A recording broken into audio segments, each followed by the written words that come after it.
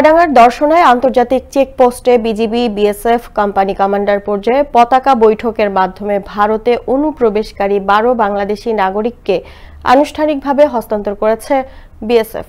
মঙ্গলবার দুপুরে এই হস্তান্তর প্রক্রিয়া শুরু হয়। পরে এক সংবাদ বিজ্ঞপ্তির মাধ্যমে চুয়াডাঙ্গা ৬ বিজিবি ব্যাটালিয়নের অধিনায়ক ও পরিচালক লেফটেন্যান্ট কর্নেল নাজমুল হাসান জানান, চুয়াডাঙ্গা ৬ বিজিবি এবং ভারতের ৩২ বিএসএফ ব্যাটালিয়নের মধ্যে সীমান্তের মেইন পিলার ৭৬ নিকট শূন্য রেখায় কোম্পানি কমান্ডার পর্যায়ে এক সৌহার্দ্যপূর্ণ পতাকা বৈঠক অনুষ্ঠিত হয়।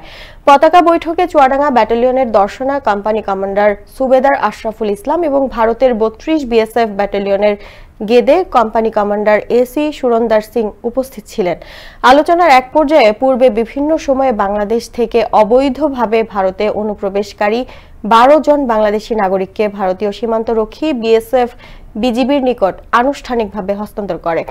হস্তান্তরিতের মধ্যে ৯ জন পুরুষ, ২ জন মহিলা এবং ১ জন অপ্রাপ্তবয়স্ক শিশু রয়েছে।